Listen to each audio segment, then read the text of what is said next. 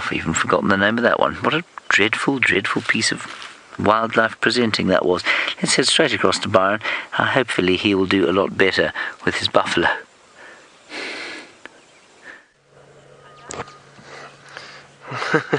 Well, look at this wonderful view we've got, everyone. Beautiful sunset. We'll start off a sunset. And the buffalo, this is so nice. Beautiful, beautiful spot at the dam.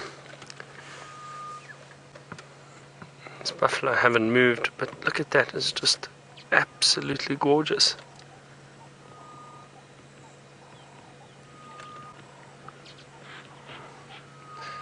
Here's some rutting impala.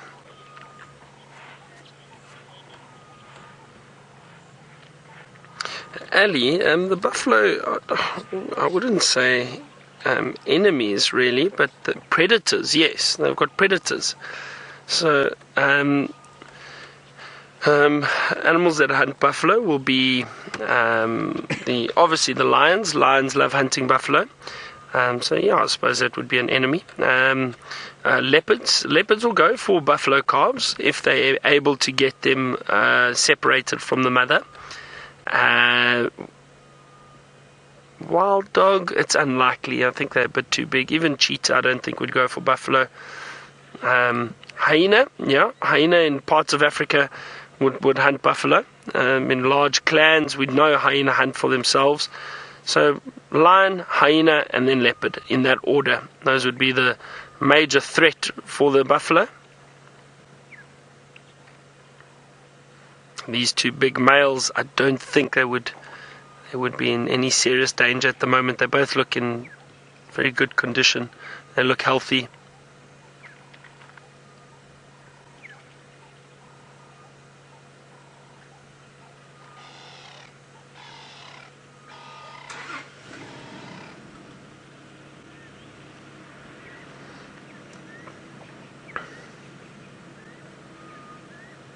There's a grey-headed bushshrike calling at the moment in the distance.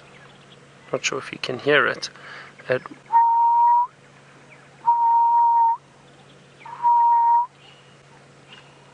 Wonderful sound. The ghost bird. In Afrikaans it's known as the spookvoël, which means ghost bird. I think perhaps because of that haunting whistle that it does. Can you hear it there, Seb? Yeah. Yeah. Alright, well, I think I'm going to move on from the dam. Taylor's got something small crossing a road she'd like to show you.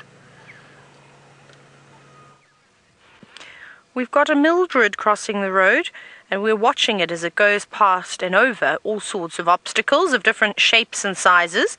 It's quite impressive how easy Millipedes are able to off-road. I think better than my off-road driving, of course. And the reason why we are sitting here is because every now and then Mildred is casted in the most gorgeous golden light. Not at the moment, though. At the moment Mildred is in a shadow from a tree. Mildred, would you please go a little bit further to the right? No, the other right. Almost? No. Mildred obviously can't speak English, as can't the rest of the animals can't do it either. But that's not why we are here. There's actually a group of zebra very, very far off into the distance, which we're hopefully going to get a better view of. Let's try our luck. And I'm scanning through all of this tall, long grass in hope that I can see a cheetah's head pop up and look towards us. But it is very, very difficult. Everything is so camouflaged out here. But we'll get to the zebras. They're just a little bit further up ahead. Actually, I'm not sure. I don't know if there's a road there. I think there's an old two-track that we could take. Oh, I love a good old two-track. Don't you, hey, David? They're my favourite. No, we might actually be able to get relatively close to them, which would be quite nice. This road goes up this way, and this is not an old two-track. This is an existing road, and the zebras are coming towards us. So it is the same herd, most likely, a herd of zebras that we've seen a couple of times, that I wanted to see. Oh, I forgot about this. I found it on the ground. My feather in my hat. Thanks, Kirst, for reminding me that I even had it there. I don't know what it's from yet. We're deciding. I think because it's so large, you can compare it to the length of my ponytail. It's sort of about the same length. and just not as much volume, of course. I don't know what's wrong with me today. I'm so sorry. Was that bad? David's shaking his head. He's so embarrassed right now. He wishes he was not on camera with me today. We're going to take this old 2-track though towards the zebra. I think it is the southern ground hornbill feather, just because of the white and also the black on the wings, but also because it's so big. It's quite a rigid feather. It could also be from a battalier, I suppose. But I'm going to go with southern ground hornbill just because I've seen them in that area so many times. Hi zebra. I can only see 1, 2, 3, and then there's a couple more down that way.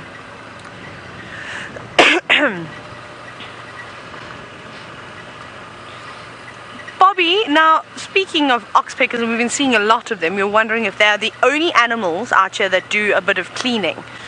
I'm going to stop because that's really pretty as well. No, with their heads above the long grass. We're just going to drive in here. I don't know what this is. It's a little, I don't know, maybe a sundowner spot that we've driven into, but it's very nice.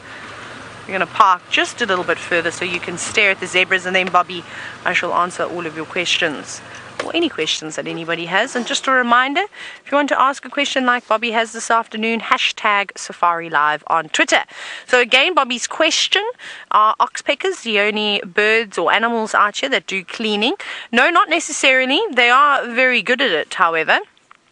Something that I did see, and this I think happened because there was obviously an opportunity, a window that another bird could move in and start acting like the oxpeckers did, is down in the Eastern Cape of South Africa, and I talk about this area very often, but I saw some really cool things, and one of them was the fact that they just started the rehabilitation what is okay, let me get those words out.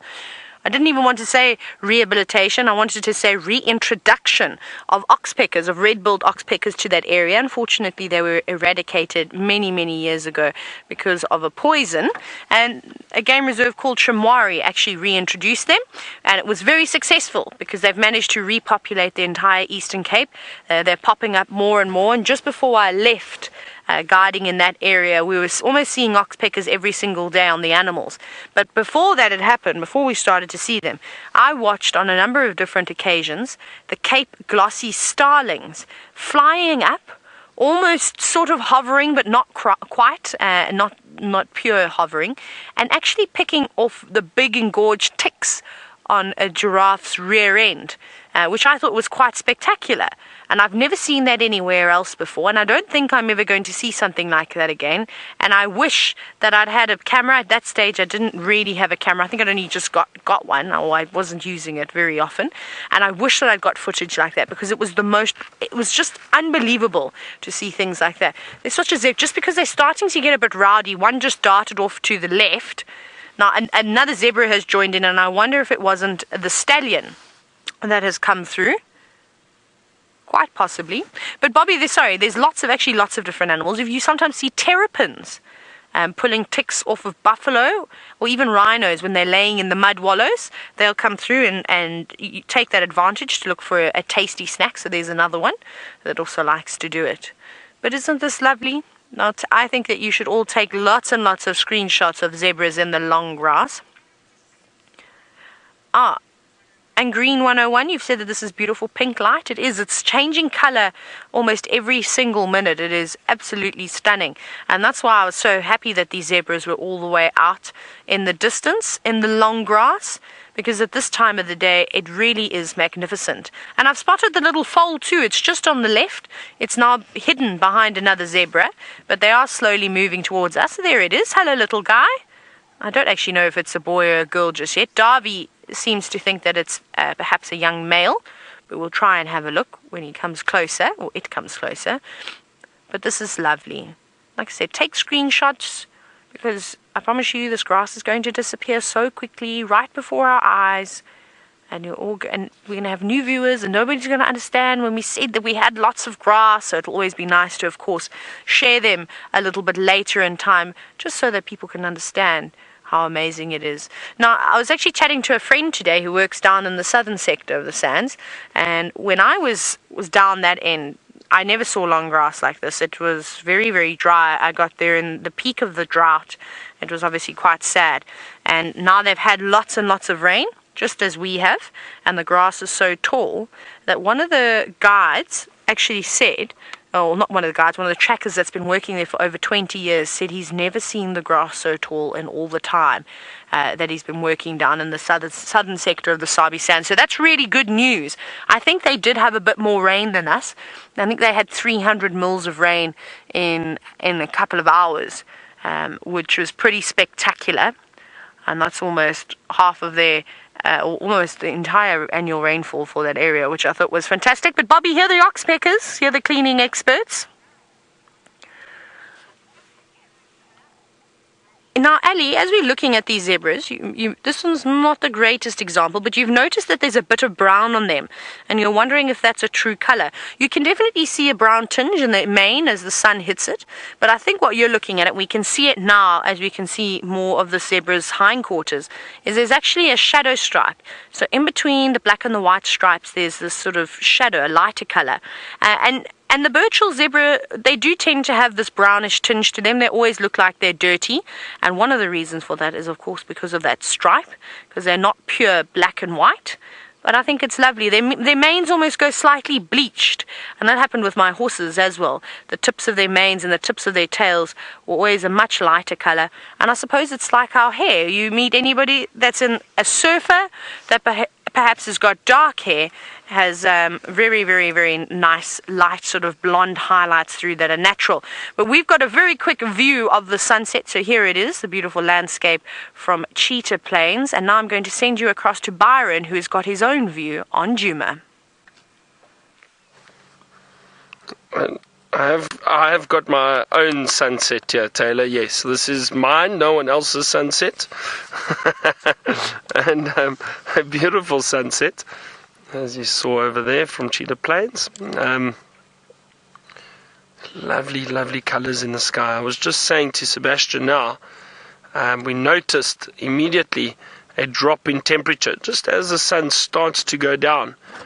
Even with it being there now, you can feel the temperature change. But it is, it's lovely. I love this time of the year. And if we just had a few clouds around, that sunset would be even more spectacular. Increase ambient, please.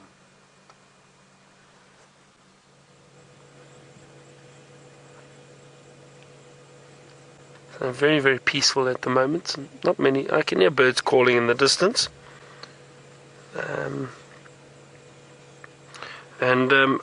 I'm looking very forward to our fireside chat this evening because I've never had a fireside chat. So, you see, that's what happens when you're quite low in the hierarchy here. They don't let you do certain things. So, this is my first fireside chat, so I'm looking forward to it.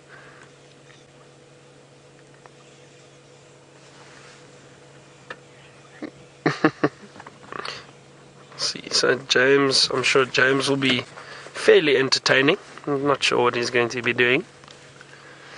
And then we've got a few clips apparently, so it should be a lot of fun.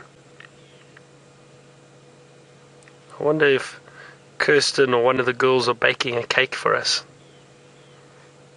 I mean, it is a birthday after all. Apparently no baking powder. I also, they didn't bake me a cake for my birthday. I'm just saying. That's alright.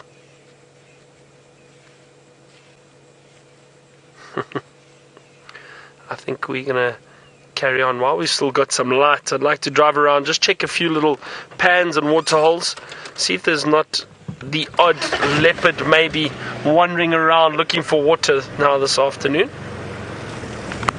Let's see. Who knows? We might get lucky.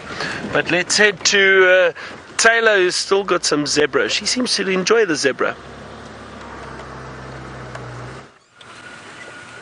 Thanks, Byron. I do indeed enjoy the zebra. David and I are now trying very hard to set up the most perfect shot for you. Now, Zebra should... Oh, David, they're coming. They're going too quickly. They didn't wait for the get-go, but how stunning is that? The lovely sunset in the background with these beautiful zebra. Kirsten just said it that way in my ear, so I'm going to repeat the way that she said it. And we've got this little zebra foal who is such a darling coming straight up to us. Take all the screenshots. I want to see all of them a bit later, please. It is such a beautiful scene, something that we don't always see, or get, well, sort of perfect timing like this either. So very, very, very special. And I love being out here. Now, Rebecca, you've said that you love how the South African sunsets are always so orange. They do. They're amazing. Orange and pinks, a bit of purple. And it's going to get even better as that sun drops behind the horizon this evening. There's a couple of clouds off into the distance, which I think is going to create a beautiful view for all of us this evening. We are absolutely spoiled. And I know that you are all watching this, and I can tell you right now that myself, James, and Byron are so happy to be sharing a moment like this with you. But I wish that you were here. So you could hear everything, so you could smell what we smell, so you could feel the excitement for yourselves. But have a little listen. There's not too many birds chirping, but there's definitely a turtle dove in the distance.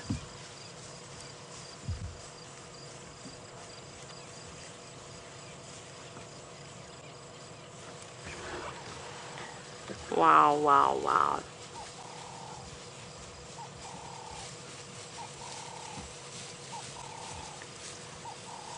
What a spectacular afternoon.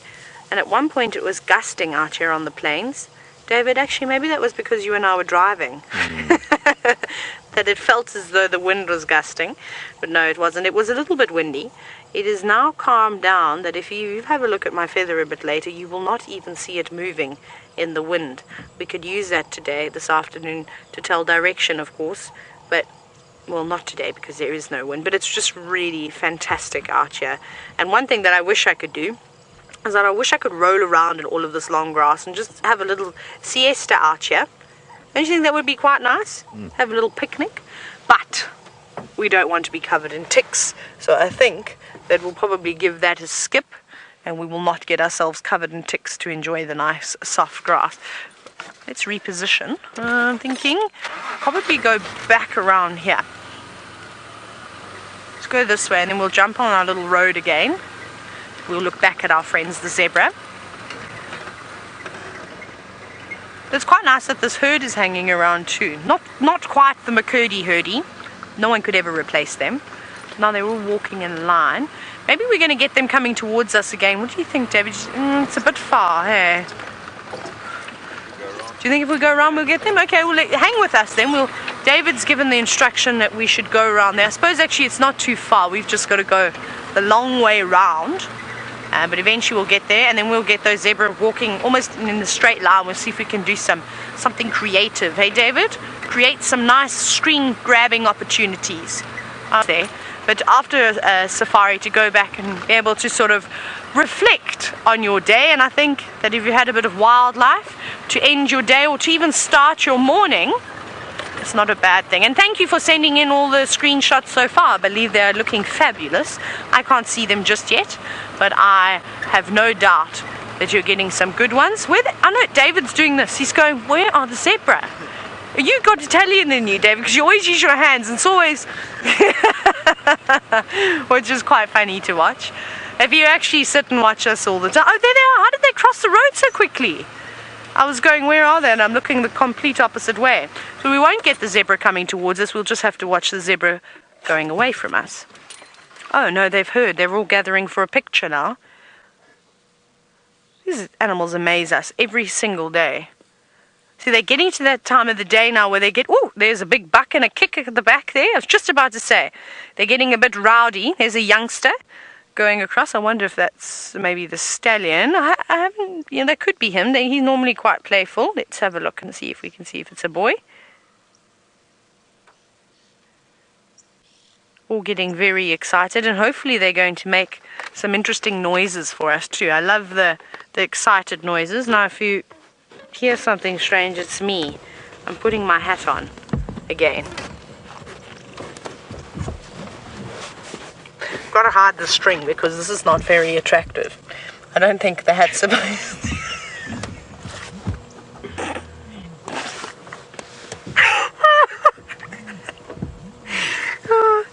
I don't know what's wrong with me today. I'm so sorry, everybody. I've just got so much energy, just like these zebra do. Come on, everybody. Please play around for us. It's Wild Earth's 10-year anniversary, and we need to end the safari with a bang, zebra. I don't know if the cats are going to be here to help us, well, in achieving that. So, zebra, you might have to be the stars of the show today. And wouldn't it be wonderful if they did start just kicking and bucking? What I'm going to do is I'm going to go forward slightly so we can move away from these little, I don't know what they are. They look like little sickle bushes or maybe little African wattles. I think if we go just a touch forward, we get a much better view that is not quite obstructed. Yes, that's better. Expert, is that better? Much better, there we go. Just check with the expert, of course. I think I know what I'm talking about, but most of the time I don't. So I will confirm with David. But they're loving the grass at the moment. That zebra has managed to find a nice green patch. And the other zebra's decided that it wanted to climb a tree. It was standing up on the shrub. Just if you watch their behavior, look at them. You've got one, this one I think is causing all the trouble today. You're the excited one, aren't you? And it's a youngster. Not a particularly old zebra. Here they come again. Whee! Yes, come and kick and come and buck and come and play with us. They're not far from the car either. Kirst, who again, in case you've just joined us, is directing the show. I'm not talking to myself. She said that zebras are my spirit animals. I didn't even know if I had a spirit animal, but I'll go with a zebra. I'll totally be, or have the zebras as my spirit animal. But feisty, but sassy. What else are zebras? Dazzling. I don't really know else what to... That's, obviously, I'm not describing myself. I'm describing the zebras. But look at that little one. Isn't it so cute? Yes, little zebra, we're talking about you. And this is a poser. This is the quarantine of zebras. This little one. Why I say quarantine is because there's a male leopard out here, one of Karula's sons, and he is absolutely beautiful. And he loves the camera. Every time he sees it, he poses. The one day it took him about 5 minutes to climb out of a tree. It was really great because he stopped and posed on each branch and did a yawn and a stretch. And I feel as though this little zebra is doing exactly that, stopping, looking over its shoulder towards us, standing in the beautiful, long grass. And it's amazing how you find animals that love the camera. Now, Lance, you've asked if the zebras make noises like horses. They sort of do the same sort of snort that a horse will do. They do that. However, that's where it sort of starts and stops. That's nonsense. They squeal like horses too. They were just doing it now when they get a bit excited. If you've ever heard a horse before it bucks, or when it's galloping around the paddock, you hear them squealing. And if it's a competition horse, you cringe when that happens and they start gallivanting because you know that they could hurt themselves right before a big competition. That's always the case. And, well, zebra, they make a bleating noise. I actually don't know how to describe it. David, can you do a zebra call? I don't even know how to make a zebra call either. No, it doesn't sound like that either. We'll just have to wait for them to make that bleating noise. I think we should have a competition today. Kirst, what do you think? Do you think we should get Byron and James to try and do their best zebra impressions? Because I think that that's quite a hard call to try and mimic. So there we go. Next time we go to James, or next time we go to Byron, we've got to make sure they do their zebra's calls. That's my challenge for the day. And I'm sure that Byron and James's will make. Speaking of James, the sun is going down. He is on the walk, so we better get to it and go back and join him so he can do his zebra call.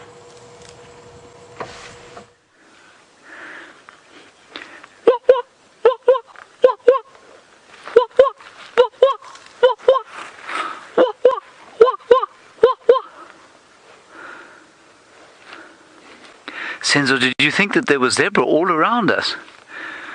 He's shaking his head. That's my zebra call. Here we have an acria, which of course many of you have seen many times before, and it's sitting on top of a nonia, which of course many of you have seen many times before. Let me see it. There it is. Let me bang the gain a bit. There is the beautifly. Oh, and we had a lovely article sent through by none other, of course, than Judy H, about where the term butterfly comes from, and nobody really actually knows where the term butterfly comes from. And they compared it with the word pineapple, which is the same in just about every language in the world except English. I forget what that word is. I think it's manas or ananas. Ananas is what it is. But butterfly is different in just about every single language. So it is quite interesting. And there is a thought that it could have come from the perception that witches used to come and take butter and they'd fly and take it away, and that was the medium through which they did it. I quite like the explanation that it comes from flutterby, which of course we often call butterflies. We call them flutterbys. And that, you saw an insect like this flutter by, and so it became a flutterby, and somehow it became a butterfly. But, for example, papillon in French does not mean butterfly. Nobody knows what it means.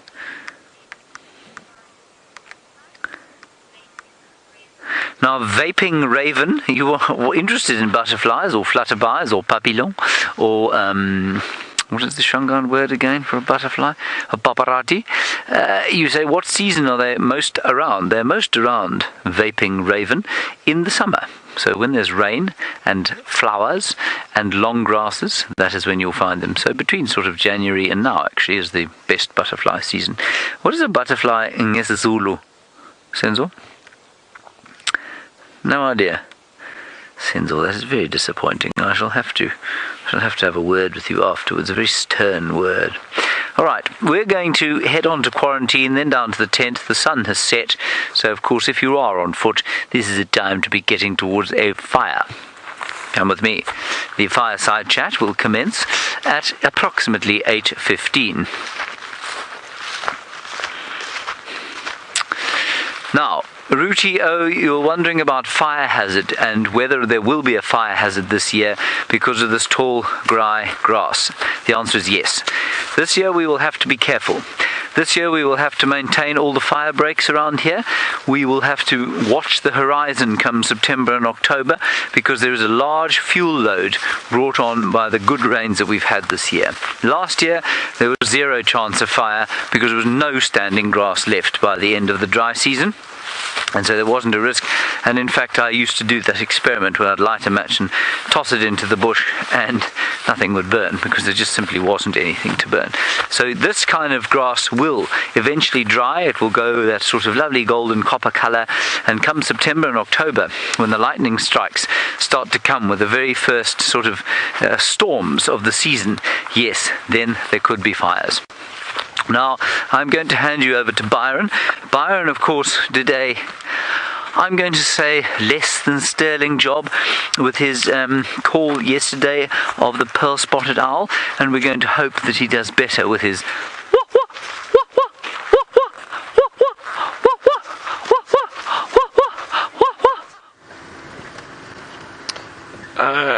James, I thought my pearl-spotted owl call was perfect yesterday.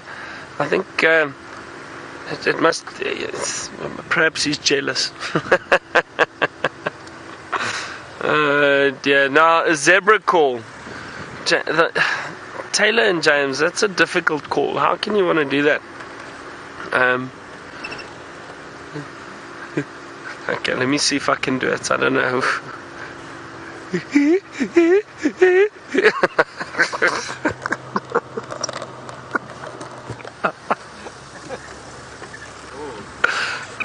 What was that? A big stork, it looked like, just took off.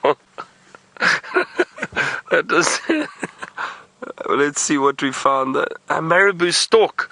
Haven't seen one of those for a while in this area. Hang on, let me go forward a little bit. I'll probably get a better view of it. So that zebra call, I'll have to try it again. It was terrible. It was absolutely terrible. Don't judge me. Okay, good. I won't have to try it again. Let's just have a look at that Marabou stork there quickly.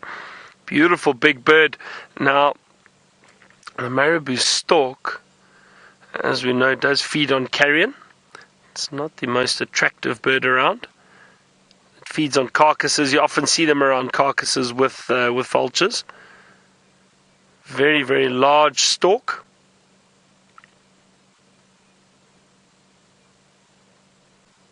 Very big, thick set beak or bill, but very tall. Marabou stork is it's over 1 meter tall, almost 1.5 meters tall, I'd say.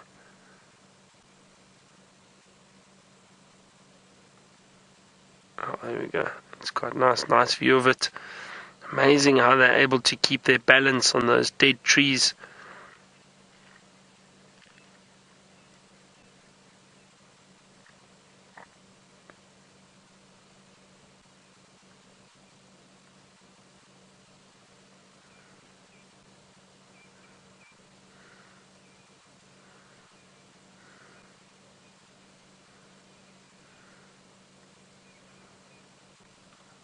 I'm just trying to look around because you never know. I mean, if there's a Marabou stork around, there could be vultures if it's managed to find a kill, but I don't see anything, so perhaps it was just passing through the area and found these dead trees to perch on for the evening.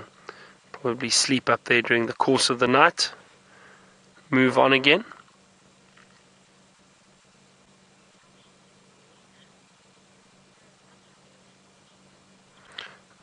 Lorena, you say this is bird number 110 for you. Good, that's fantastic. On Safari Live bird list. That's very good.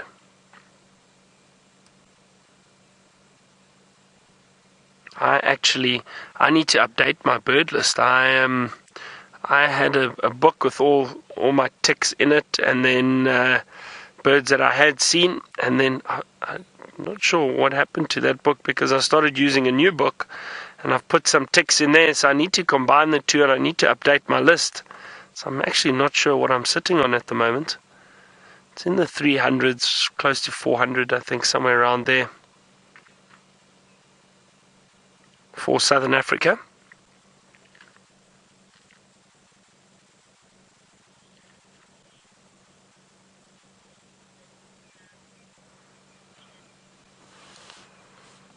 James, I'm not sure the nesting season. Let me see if I can find that quickly. Nesting season for the Marabou stork. I'm actually not sure. Let's see if they've... Tree. Okay, let me see. Fortunately, I've got my app, and they should give us something. General habits. Let's see. Sometimes around the college.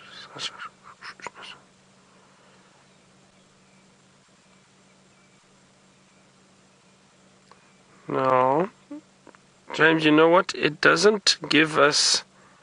Doesn't give me any date of when they any time of year. So it's probably any time of year. They don't give a specific time of year here on the actual date. I was thinking I haven't read that anywhere before, so I'm not sure. And usually these apps do give all the information on the nests if they have got a specific season, but I don't see anything. No dates in terms of when they actually nest. So it could be any time of year. Yeah, nothing here, unfortunately. But a beautiful bird, lovely to see it. So I'm not sure if they do have a specific time of year that they nest. Now, from one bird sitting in a tree, there's a bird sitting in a vehicle.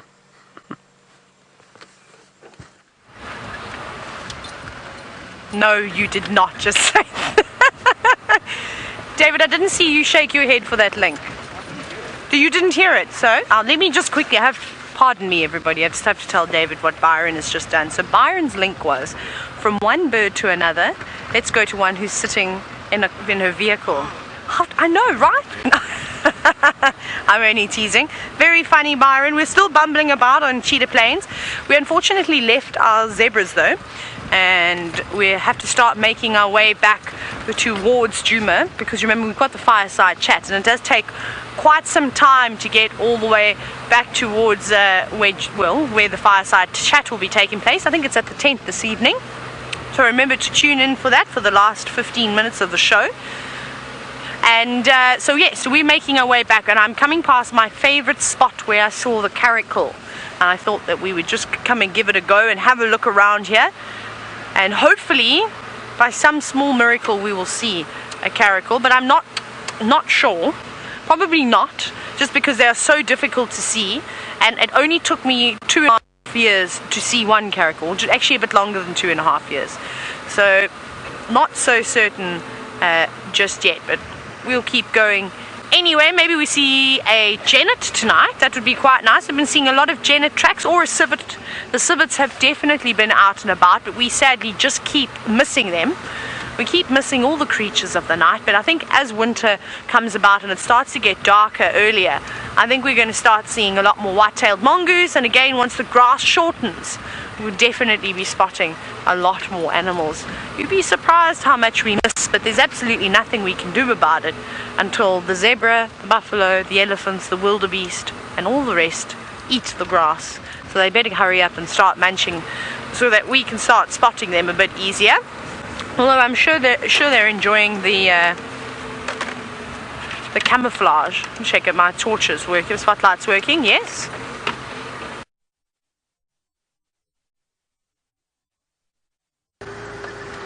Okay, so I think Taylor's just going through a bad signal spot there quickly, but I've worked on my zebra call. I think I've got it. So let me see if I can do a better version of a zebra call. Ooh, ooh, ooh, ooh, ooh, ooh. Hey, much better, surely.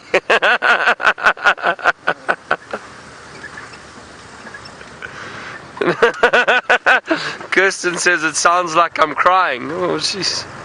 Well, Kirsten, if you had your strict voice in your head all the time, you would also cry.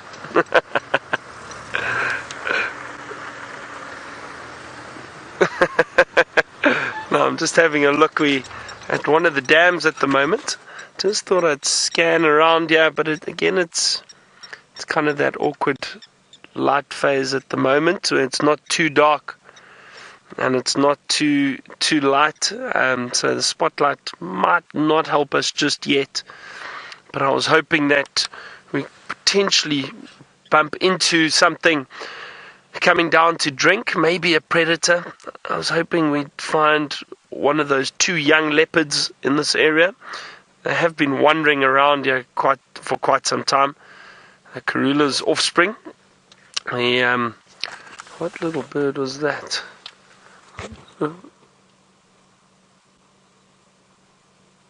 Wow, a woodland kingfisher that is still here.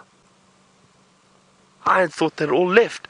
I don't know if you'd be able to see it now, but the light is very bad. It's in that tree over there. Let me stick the light on it there. Seb, you might see it. It's just sitting there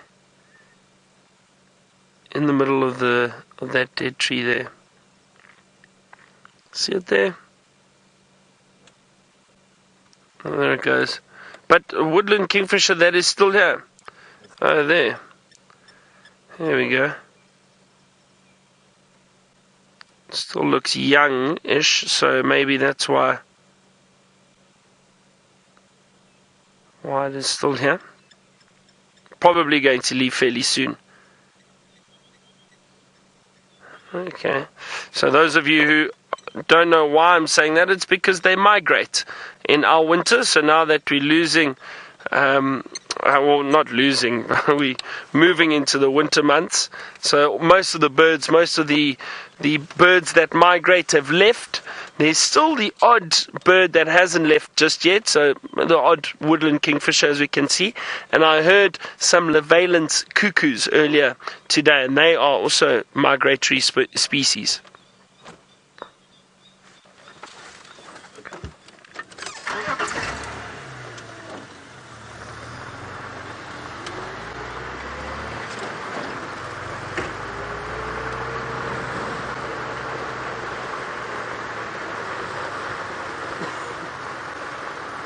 Gremlins General, guests, you know what, in some areas and some camps do fishing with the guests, so it's more of a catch and release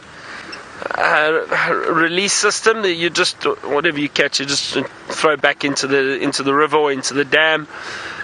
It's not great fishing though, so I know we used to, and we'll do it sometimes with kids, just take them out to do some activities during the day, try to take them fishing. It does depend.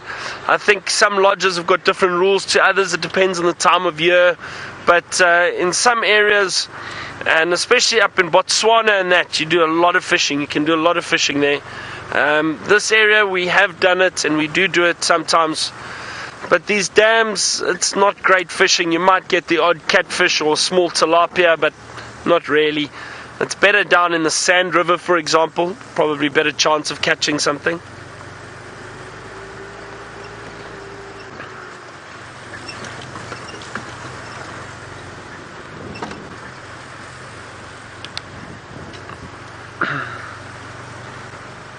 Now it's definitely starting to get dark enough for a spotlight, so we'll see what we can find before we start heading back for our fireside chat. There's some elephant dung along the road and buffalo dung.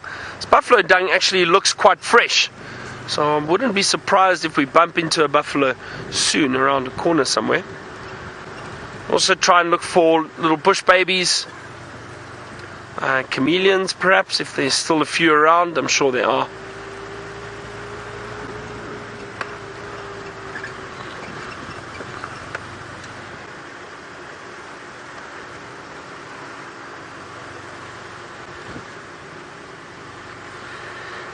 Monique, all the way from London. Hello to you, Monique, and I'm sure it's getting a bit warmer there now, hopefully. And you asked in August you're coming through apparently on safari. Well, that'll be great.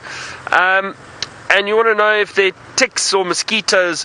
You know what, they're not that bad in August, Monique. It is still, the temperature is still fairly cool, quite similar to what we're experiencing at the moment. The days are lovely, but the evenings, it does cool down. The evenings and the mornings is much cooler, and you will still need jackets and that, but far fewer mosquitoes, also because it's still very dry. We're moving out of the winter then, so very dry, so mosquitoes need moisture, and also fewer ticks, much fewer ticks, because it is so dry. So yeah, August is often a preferred time of year for a lot of people that come on safari. August, September, it's kind of that, I always say those in-between seasons, that spring and autumn. So April, May is a wonderful time of year, and then August, September is also a very nice time of year. But it does tend to get quite busy, and I just mean that a lot of the lodges are quite booked up over that time of year. And if you are booking safaris and that, a lot of people think, well, we'll plan 3 months or 2 months in advance. It doesn't work like that anymore, unfortunately. You've got to start planning at least 9 months to a year in advance if you want to book a safari, because the places fill up quickly, and that's all over Africa. To find availability is not easy, especially if you're looking for more than 1 or 2 rooms. If you're traveling with a family or a group, you have to look way in advance to start planning.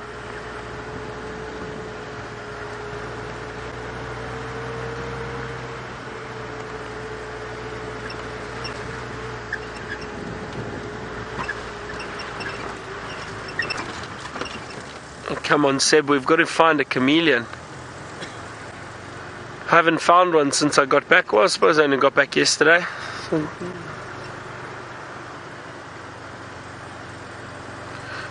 Hi, Kristen, a new viewer. Welcome to Safari Live. Great to have you with us. So, we don't all live in the Kruger Park. For the moment, yes, in camp, we stay in camp for however long we are here for.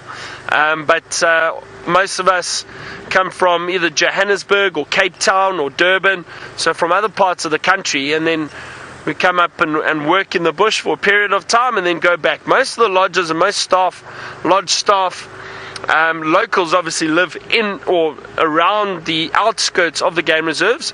So just outside there, a lot of village, a lot of little towns. So local guides and trackers and staff all live in those areas. And then some of the other guides or management staff tend to come in from the bigger cities. So we'll come out for maybe 6 weeks at a time, work in the bush, and then you get about a 2-week leave, 2-week break. That's usually the cycle that most lodges in South Africa work on. With us it's a bit different, obviously rotating and moving in and out a lot of the time. But that's an average for lodges. All of us, James, myself, who else? I suppose Brent, Jamie, we all come from Johannesburg. Taylor comes from Australia. and then some of the cameramen all come from Cape Town. Who else? Tristan, not sure where Tristan comes from. Joburg too, actually. So you see the point, the camp that we live in, just to give you an idea, is probably about this big. It's a very small camp. It's a very small camp that we stay in. So ours is not a lodge, obviously. It's just a small research camp, but it is comfortable and it's nice for a small group of people that just work out here. But they're only about 10 rooms or so. So it's fairly small, but quite close to one another.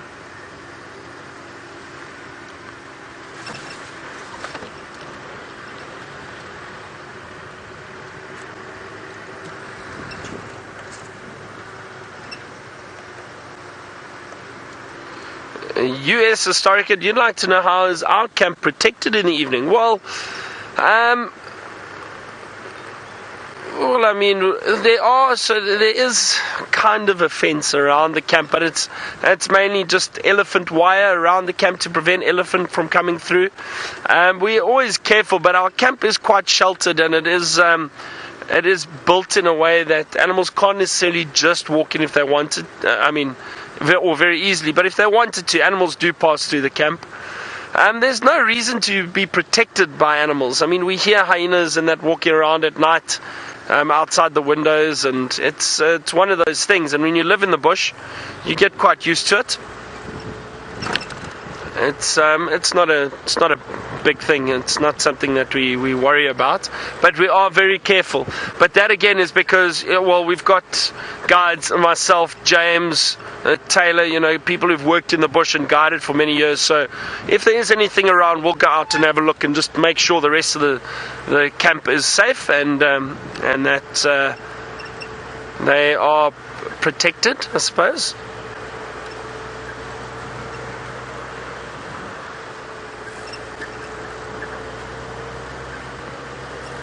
But we don't really have to worry. Like I say, animals don't really like the smell of people or just wandering in through camps.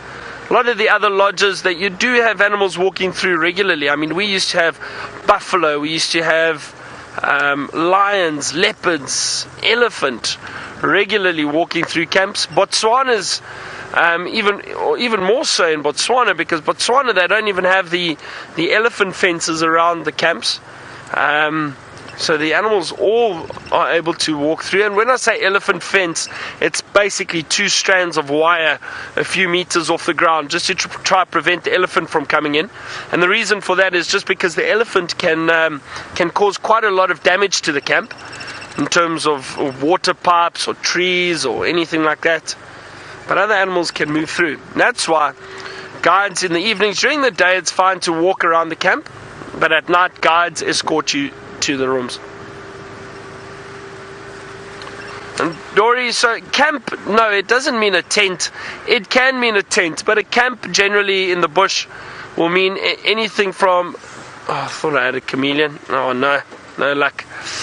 So Dory, a camp actually means anything. So I suppose technically we should be referring to the lodges, the beautiful lodges that are around as lodges, but they also call themselves camps. So camp in Africa can mean anything from a basic tented camp all the way up to some of the lodges like Singita, Londolozi. Excuse me, sure.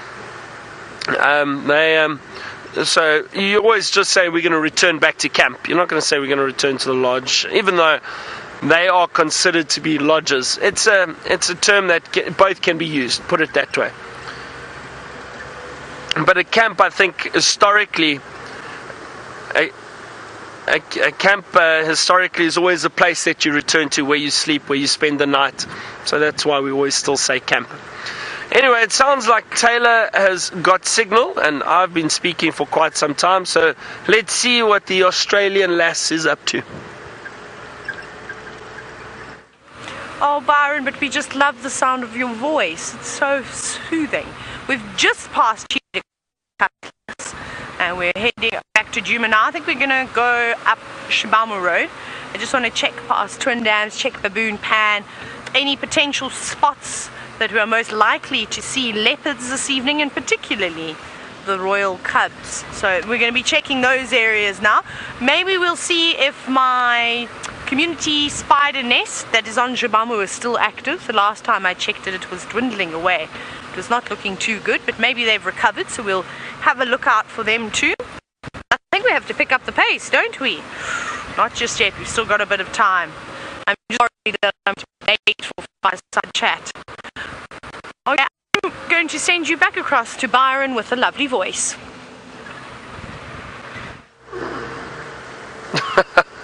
Thank you, Taylor. I just had to drink some water quickly to get it back. Sure, I'm not spotting anything at the moment. Wonder if it's too late for some animals and too early for other animals. Maybe too early for some of the nocturnal animals. Although we're going to try. I'm going to start looking carefully for a little chameleon, because I haven't seen one yet. So, and also these bush babies. Often see the bush babies in this area, but I can't see anything at the moment. No sign of them.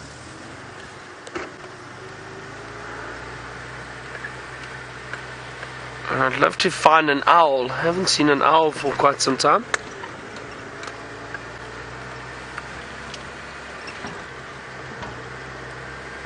The nice thing though about this time of year is there are far fewer insects, so we don't have so many insects driving into us or driving into the spotlight at night.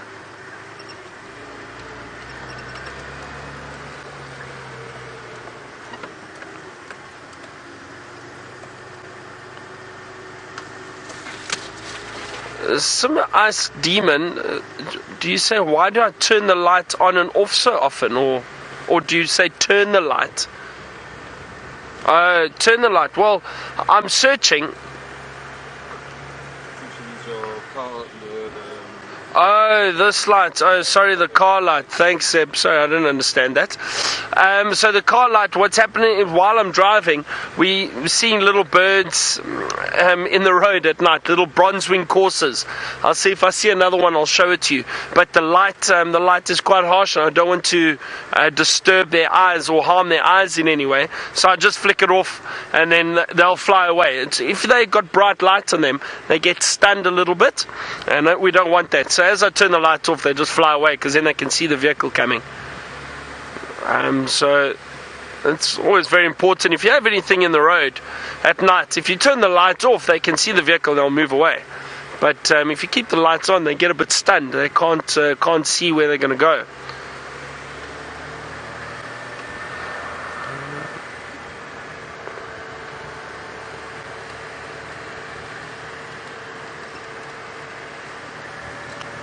Sure, no chameleons at the moment, all that I can see. Or bush babies for that matter. Who knows, maybe a little porcupine or something sticks its head out. Wishful thinking, I think.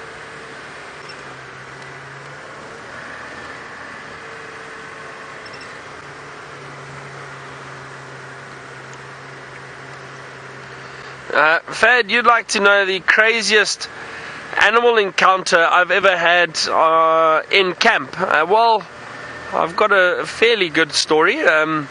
So we had an elephant is a chameleon. Yes, there we go. have a look there. Can you see it? It's just in the middle of the spotlight there. Keep going, keep going. There we go.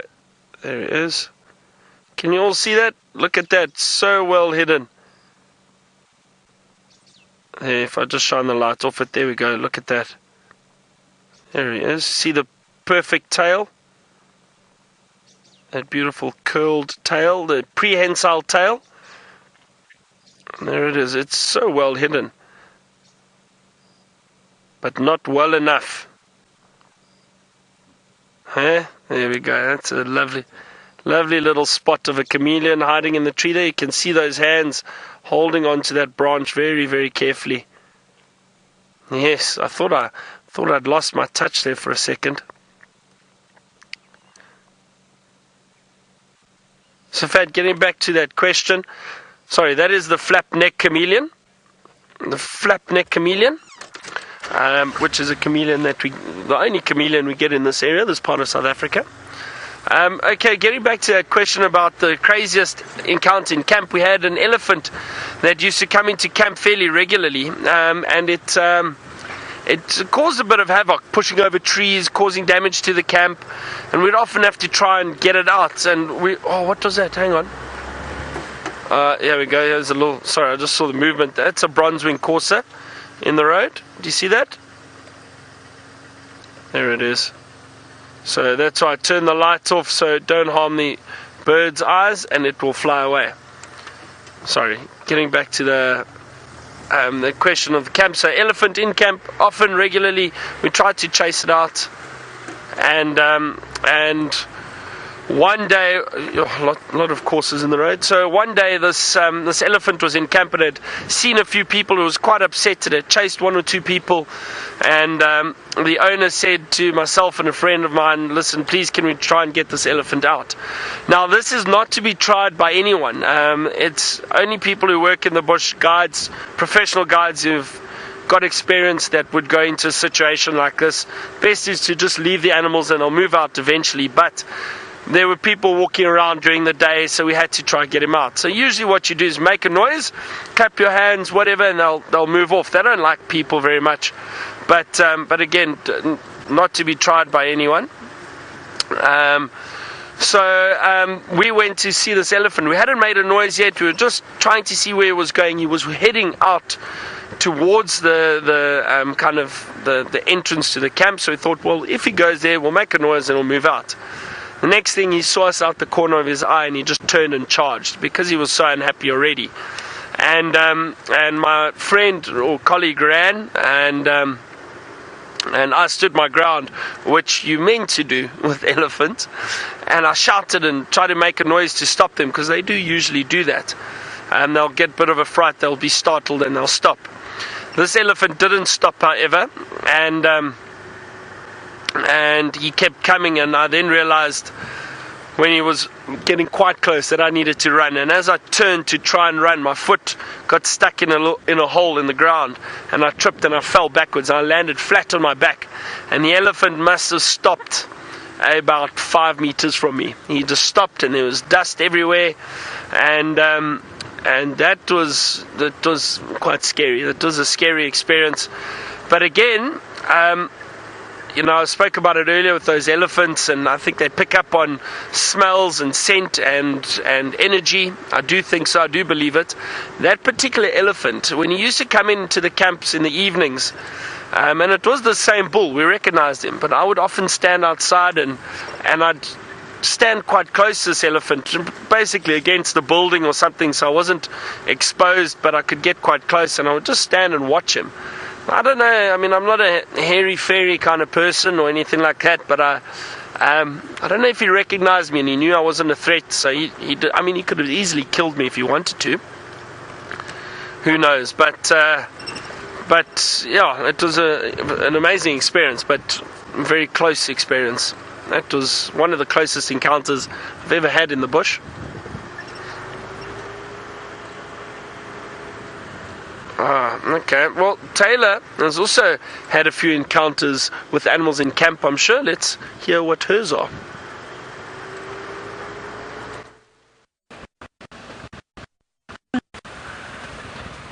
but I can't curse. I couldn't hear anything he said. Sorry, it was very talking like, which is always.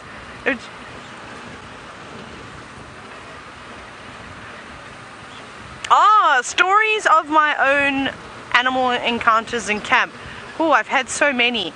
I think one of my favorites is probably my encounter with Ribbon. The buffalo encounter was not a friendly encounter. That was not fun. I was petrified. But the one with Ribbon was quite funny. So the one morning, we were standing making coffee. No, earlier, I'd already chased Ribbon away once. And she came back again, and we were making coffee this time. And she was sort of just standing quite close to us, looking at us, going, you know. And then I chased it off again, and I can't remember who it was, but they thought that I was clapping my hands at them and shouting at them to go away. They sort of looked back at me disgusted, you know. How rude can you be at 5 o'clock in the morning type thing? And then I said, no, there was a hyena behind you. I can't remember who it was. Was it Rebecca? No, I don't think it was Rebecca that I said it to. Maybe it was Louise. But I've completely forgotten. That was quite funny, though, being told off. Chameleon! David Chameleon. Look how cool that is. And such a cool position, too. Hello, looking at us. Isn't that amazing? So, yes, that's my favorite story, I think, of encounters. I've been bumped into the elephants. I've also bumped into Janets. There's always a lot of Janets around camp. Or a Janet. It bothers us every now and then. Looking for scraps again.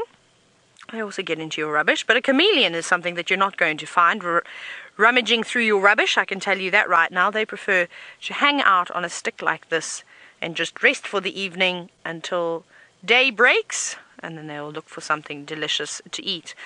And look at the eyes every now and then. One looking towards us, one looking at the back. Also taking an opportunity if they do see anything, and also keeping an eye out for predators. But I can notice on its left eye, so if you're looking at it on the right hand side, there's something underneath its eye, and I'm sure you can all see that. I don't know if it's a parasite of some sort, maybe a chameleon tick. I don't know if you get any specific chameleon ticks, but there's also an ant now that has joined the sighting, just walking on the leaf next to the chameleon. Not going to bother the chameleon though, and the chameleon won't bother it. That's a little bit too small to sort of go for. They prefer bigger things, more sustenance, a bit of grasshopper, a couple of flies. They love that type of thing. Oh, the ant's actually showing some interest in the chameleon. Are you going to crawl on the chameleon's leg, or are you just investigating? Ants are very curious creatures too, so they will have a little look around and suss out this animal, making sure that it is not a threat. But how great is that? What a wonderful find. I'm glad that now my ego is not sort of hurt, because I haven't found a chameleon for very long, so I thought that that was quite wonderful. Right, let's keep going closer to home, because we have got the fireside chat starting shortly, and we don't want to be too late. It's never good to be late for a party. Well, I don't think so. I don't believe in fashionably late. I think that that's just an excuse. So we won't be doing that. Who have we got walking here? A wildebeest. Hi, wildebeest. We shall turn my lights off for you. We haven't got the infrared light on, unfortunately, so we're not going to say hello to Mr. Wildebeest. I'm just going to very quietly go past it. Hello, boy. He's big. What I'll do is I'll put my spotlight just down over here, and you might be able to just see a little bit of him. There we go. So I'm not illuminating him at all. That's just a tiny bit of light that's coming off him. But he's a big chap, not a small boy. But very, very nice to see him. And actually fairly relaxed with us. I thought as we'd stopped he would have darted off in the opposite direction. But he doesn't seem to be too bothered by us at all. Most likely he sees enough vehicles moving around camp and maybe seeing us going for runs too. So that's definitely an opportunity. Be safe out there, wildebeest. Have a lovely night. Now, Ali, you're wondering if bush babies only come out at night. Yes, they do. They are nocturnal. Sometimes what you can see, though, is if you know where the bush babies are living, you might see them during the day. And if they are flushed out by, say, a big raptor of some sort, you could definitely see them fleeing and just trying to get away, finding a safe spot. So it's sort of special circumstances that you would see a bush baby out and about. Most likely fearing for its life would be the case. So it's not always a good idea. But at night they're well equipped. They've got massive eyes. They've got really great eyesight, and they bound from tree to tree. And that's one of the things, of course, that we're looking for as we're spotting away with these big spotlights. Not just the chameleons, but also bush babies. We haven't seen bush babies for ages. I think the last one that I saw was that fantastic sighting we had with Mom as she was moving her little ones around. That were her infants. That was quite cool to see. And well, since then I haven't seen another bush baby, which is a bit sad because they really are great animals to watch, especially if you get a sighting so close like that. That's really something special. I'll remember that one forever. That's in the books. I think that is the best bush baby sighting I've ever had in my entire life, which is quite nice. We're just about to go through Philemon's Dip now. Ooh, over all the bumps. Quite a bit of erosion just in this corner. Whee, up we go, down we go again, up and down, bouncing around. David went to the physio. David, how's your back feeling with all the bumps today? Fine, much better. Basically got just all his bones oiled, his joints. You're getting old now, hey David? Moving on with age, you've got to start looking after yourself. Talking utter nonsense. David is young and fresh. He doesn't need no oiling of his joints just yet. Sometimes we hear a bit of creaking though when we're gymming. It's always the funniest thing, isn't it? I don't know why am I even talking about this nonsense? Our bones all crack when we go down, and one can't do this exercise because they've got a hip problem. It's actually really funny listening to us when we exercise. We all complain all the time that it's too hard, it's too difficult, and I want to go home and I want my mom. We get through it most of the time. Normally there's a reward at the end of it, eh? Ice cream and chocolate sauce. And then James shakes his head at us and says, just because you exercise, it doesn't mean that you can have ice cream and chocolate sauce. We eat it anyway. It's lovely, it's delicious, isn't it, David? Right, who are we going to find? Maybe a hyena on quarantine. That would be a nice thing to spot.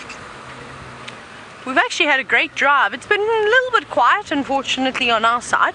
I think the highlight was the zebra. The chameleon was fantastic. Let me find something else that's on this tree. Do you want to see a moth? I've got a moth. Oh, it's not as a butterfly. Just sitting on that leaf. Where am I? There we go, to the right. Perfect. It looks like a little butterfly of some sort sitting on the leaf, maybe a vagrant. Just resting for the evening. That's a good safe spot to try and hide away. I wouldn't want to be fluttering around anywhere near the roads because of all the night jars and civets and genets and all sorts of other things that like to eat insects. Will be out and about looking for them. Okie dokie, we're going to keep racing on home to make it in time to the fireside chat. Byron is doing exactly the same. Let's jump across with him. Yeah, we're not too far. I'm just scanning around quarantine at the moment. There's a lot of impala. I just wanted to listen because, you know, we heard all those lions calling during the course of the morning, but we weren't able to find them. So I'm just trying to hear if we don't hear any lions calling again now. There's a possibility that we may hear something, but no, because I don't know if anybody found the Nkuhuma Pride. And as for the one update we got about the lions that apparently someone said they heard, from one of the camps in the south said they heard what sounded like lions hunting something on our southern boundary, but we searched all over there and we couldn't find anything. Maybe we find vultures around there tomorrow, but I think if there were vultures flying around, they would have found it today already if there was a carcass. So I don't think there was anything. I'm not sure, unless it was hippo fighting, perhaps. So I'm not sure. I don't know exactly what it was. Hippo fighting make a very strange sound, very, very strange. And often I've had guests, we arrive back on the deck and they say, oh, we heard something killing and screaming, something else last night, what was it? And it's 9 out of 10 times it's hippo that are fighting and bellowing. Now, Chloe, in the evenings, in the middle of winter, so June, July, the evenings can get down to about 5 degrees Celsius. That's generally, I would say, how cold it gets in this area, in this part of South Africa. In other parts of South Africa, it can get colder, so just below zero. Now, some of you in the United States and all over in Europe and that might be thinking that's not very cold at all. It isn't actually, but for us it is quite cold, especially if you are out on a safari and you are out in an open vehicle. It is quite cold then, very cold actually. So about 5 degrees or so. The mornings, the coldest I've had on a safari in this area has been about 0 degrees. So that's but like I say, blankets, scarves, jackets, beanies, gloves, and that's just me. I don't know about the guests. No, but we always give guests blankets and hot water bottles.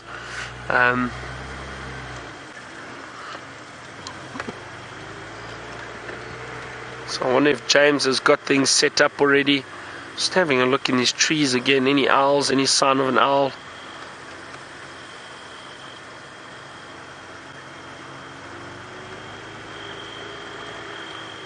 So we're almost back at camp, and we are then going to rush in to meet James at the fireside chat. But it's been a nice drive. I thoroughly enjoyed it. I mean, we had all those elephant. We had all those elephant. We had the buffalo. We had the giraffe in the beginning. That school drive was really, really amazing. There was so much going on.